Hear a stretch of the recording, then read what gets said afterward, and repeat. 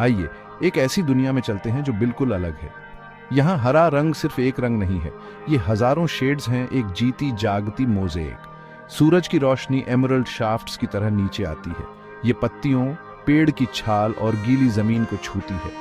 बड़े बड़े पेड़ एक शानदार जीता जागता कैथेड्रल बनाते हैं। उनकी विशाल कैनोपी आसमान की तरफ फैली हुई है। यह है अमेज़न रेन फॉरेस्ट, एक ऐसी जगह जहां गहरा रहस्य और वाइब्रेंट लाइफ है। ये सुनने वालों को पुराने राज धीरे से बताता है। यहाँ की हवा में ही जान है। ये गर्म, ह्यूमिड और नमी से भरी हुई है। इसमें बारिश और खिलते फूलों की खुशबू है। घनी झाड़ियों के बीच से अनजान जीव जंतु आवाज लगाते हैं। उनके गीत और पुकार एक लगातार सिम्फनी बनाते हैं। पत्तियों से पानी टपकता है, एक हल्की परकसिव बीट की तरह। हर साए में, हर डाली पर जिंदगी धड़कती है। यह जंगल अनंत खोजों का एक रेल्म है, नेचर की अद्भुत शक्ति का सबूत। अमेज़न हम सबकी जिंदगी को छूता है। चलो इसके हरे भरे दिल में सफर करते हैं। अमेज़न रेन फॉरेस्ट सच में बहुत बड़ा है। ये सिर्फ एक बड़ा जंगल नहीं है, ये पेड़ों का समुंदर है, एक हरा कॉन्टिनेंट। ये साउथ अमेरिका के एक बहुत बड़े हिस्से में फैला हुआ है। सोचो, वेस्टर्न यूरोप से भी बड़ा एरिया। इससे इसके कोलोसल साइज का कुछ अंदाजा मिलता है। ये धरती का सबसे बड़ा ट्रॉपिकल रेन फॉरेस्ट है। हमारे प्लैनेट के ताज में एक हरा अनमोल रतन। इसका इतना बड़ा होना पूरी तरह समझना मुश्किल है। यह एक ऐसी दुनिया है जो एक्सप्लोरर्स को पूरा निगल सकती है। यह विशाल हरियाली सिर्फ एक देश तक सीमित नहीं है, ये 9 अलग अलग देशों में फैला हुआ है। ब्राजील में इसका सबसे बड़ा हिस्सा है, एक काफी बड़ा पोर्शन। लेकिन कोलंबिया, पेरू और वेनेजुएला भी इससे जुड़े हुए हैं। इक्वाडोर, बोलीविया, गुयाना, सूरिनाम और फ्रेंच गुयाना भी। हर देश इस अनमोल रेल्म का कस्टोडियन है। ये जंगल इन जमीनों को जोड़ता है। यह एक कॉमन नेचुरल हेरिटेज बनाता है, एक ऐसी जिम्मेदारी जो बॉर्डर्स से परे है। इसका नसीब इन देशों से जुड़ा हुआ है। अमेज़न का साइज ही इसकी शक्ति का राज है, और यही वजह है कि इसको बचाना इतना जरूरी है। इस हरे समुंदर के दिल से एक नदी बहती है, लेकिन यह कोई मामूली नदी नहीं है। यह है अमेज़न रिवर, नदियों का टाइटन। यह दुनिया में डिस्चार्ज वॉल्यूम के हिसाब से सबसे बड़ी नदी है। इसमें अगली 7 सबसे बड़ी नदियों से भी ज्यादा पानी होता है। इसका साइज उस जंगल जैसा ही है जिसको ये पालती है। लोकल लोग इसे अक्सर अद रिवर सी कहते हैं। ये नाम इसकी जबरदस्त चौड़ाई और शक्ति को बताता है। यह अमेज़न रेन फॉरेस्ट की लाइफलाइन है। अमेज़न रिवर पेरू के एंडीज माउंटेन्स में एक छोटी सी धारा से शुरू होती है। ईस्ट की तरफ बहते हुए इसमें अनगिनत ट्रिब्यूटरीज मिलती हैं। ये ट्रिब्यूटरीज खुद में ही बहुत बड़ी नदियां हैं। साथ मिलकर ये एक बड़ा नेटवर्क बनाती है, नसों और धमनियों का एक complex system.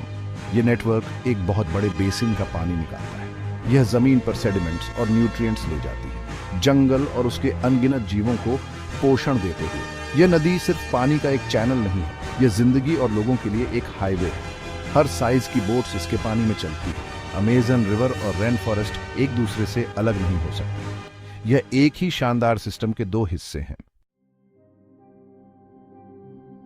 Amazon rain forest को अक्सर धरती के लंग्स कहा जाता है। ये पावरफुल इमेज हमें इसका रोल समझने में मदद करती है।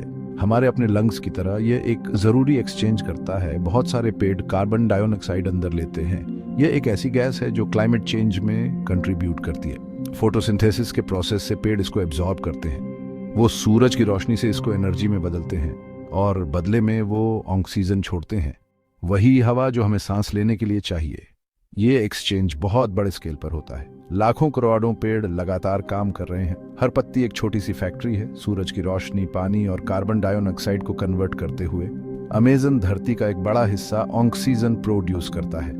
साइंटिस्ट्स इसके एग्जैक्ट परसेंटेज पर बहस करते हैं, लेकिन इसका कंट्रीब्यूशन बिना शक के बहुत जरूरी है। ये गैसेस के नाजुक बैलेंस को मेंटेन करने में मदद करता है, वो बैलेंस जो हमारे एटमॉस्फेयर को सांस लेने लायक बनाता है। ऑक्सीजन प्रोडक्शन के अलावा अमेज़न कार्बन स्टोर करता है। पेड़ ज्यादातर कार्बन से बने होते हैं। जैसे जैसे वो बढ़ते हैं, वो इस कार्बन को लॉक कर लेते हैं। अमेज़न एक बहुत बड़ा कार्बन सिंक का काम करता है। क्लाइमेट चेंज को कम करने में इसका रोल बहुत क्रिटिकल है। अमेज़न रेन फॉरेस्ट जिंदगी का एक खजाना है। इसमें दुनिया में कहीं और से ज्यादा प्लांट और एनिमल स्पीशीज हैं। इसकी बायोडायवर्सिटी बस कमाल की है। साइंटिस्ट्स मानते हैं कि धरती पर हर 10 में से एक स्पीशीज यहीं रहती है। सोचो, इस हरे भरे रेल्म में कितनी ज्यादा वैरायटी है। नई स्पीशीज अभी भी लगातार खोजी जा रही हैं। इंसेक्ट्स को देखो, छोटे छोटे अजूबों की दुनिया। यहाँ लाखों स्पीशीज हो सकती हैं।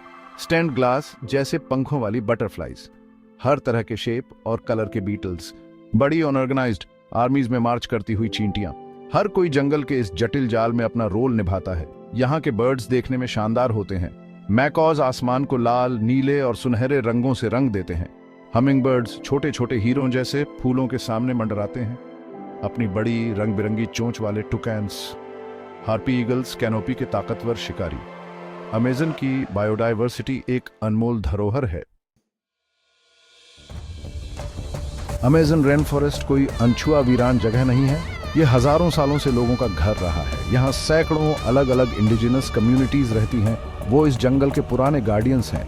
उनके कल्चर भी रेन फॉरेस्ट की तरह ही डाइवर्स हैं। हर ग्रुप की अपनी भाषा, परंपराएं और मान्यताएं हैं। उनके पास जंगल का बहुत गहरा और करीबी ज्ञान है, एक ऐसी समझदारी जो पीढ़ी दर पीढ़ी चली आ रही है। वो इसके पेड़ पौधों, जानवरों और इसकी लय को समझते हैं, ऐसे तरीकों से जिन्हें मॉडर्न साइंस अभी समझना शुरू कर रहा है। ये कम्युनिटीज जंगल के साथ मिलजुल कर रही हैं। उन्होंने जीने के सस्टेनेबल तरीके डेवलप किए हैं।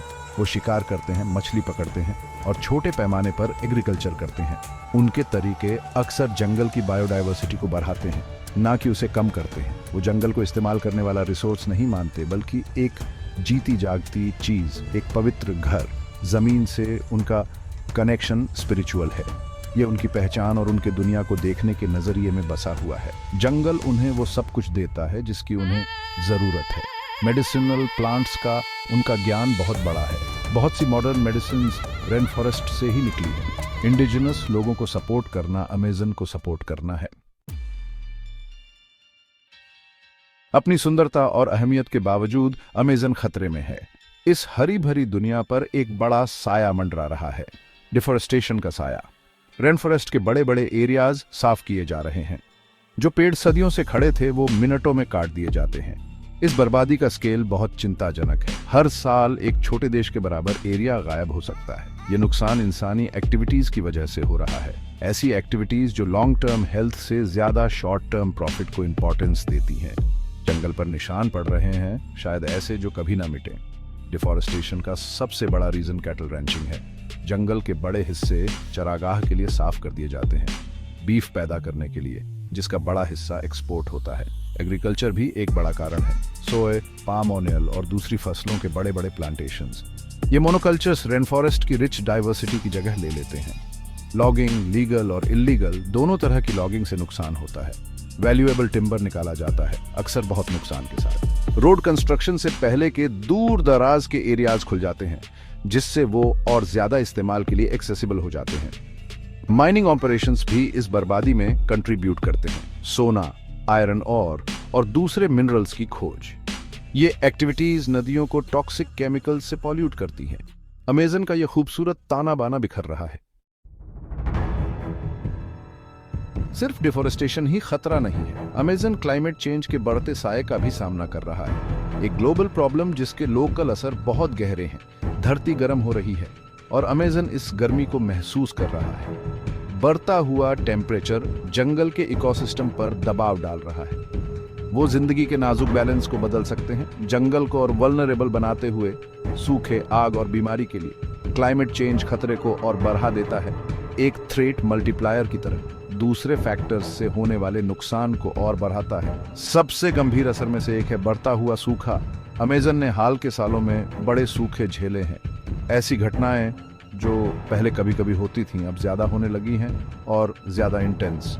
सूखे से पेड़ पौधे सूख जाते हैं, जिससे जंगल में आग लगने का खतरा बहुत बार आ जाता है। जो पहले छोटी कंट्रोलेबल आग होती थी वो अब इन्फर्नोज बन सकती है, आमतौर पर गीले रहने वाले रेन फॉरेस्ट के बड़े हिस्सों में फैलती हुई। ये आग एटमॉस्फेयर में और भी ज्यादा कार्बन छोड़ती है, एक खतरनाक फीडबैक लूप बनाते हुए। बारिश के पैटर्न में बदलाव भी एक चिंता का विषय है। क्लाइमेट चेंज नाजुक वाटर साइकिल को बिगाड़ सकता है। क्लाइमेट को कंट्रोल करने में अमेज़न का रोल कम हो जाएगा। अमेज़न के सामने जो चैलेंजेस हैं वो बहुत बड़े हैं। डिफॉरेस्टेशन और क्लाइमेट चेंज के खतरे बहुत सीवियर हैं। निराशा महसूस करना आसान है, लेकिन निराशा एक ऐसी लग्जरी है जो हम अफोर्ड नहीं कर सकते।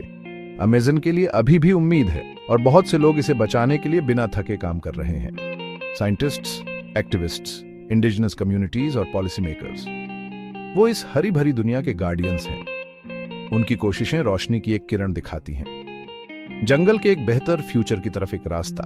कंजर्वेशन की कोशिशें कई तरह की होती हैं। प्रोटेक्टेड एरियाज बनाना जैसे नेशनल पार्क्स और रिजर्व्स, ये एरियाज क्रिटिकल हैबिटेट्स को सुरक्षित रखते हैं और एंडेंजर्ड स्पीशीज को शरण देते हैं।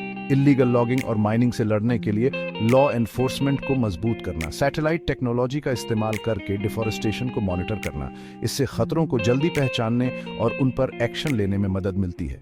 लोकल कम्युनिटीज के लिए सस्टेनेबल लाइवलीहुड्स को बढ़ावा देना जैसे इको टूरिज्म या नॉन टिम्बर फॉरेस्ट प्रोडक्ट्स का इस्तेमाल, इससे नुकसान करने वाले कामों के अल्टरनेटिव्स मिलते हैं। रिफॉरेस्टेशन और रेस्टोरेशन प्रोजेक्ट्स चल रहे हैं। बर्बाद हो चुके एरियाज में वहां के ओरिजिनल पेड़ लगाने की कोशिशें, जंगल को ठीक होने और रिकवर करने में मदद करने के लिए इंडिजिनस लैंड राइट्स को सपोर्ट करना बहुत जरूरी है। इंडिजिनस कम्युनिटीज अक्सर जंगल की सबसे अच्छी देखभाल करने वाली होती है। अमेज़न को बचाने की लड़ाई हमारे प्लैनेट के लिए लड़ाई है।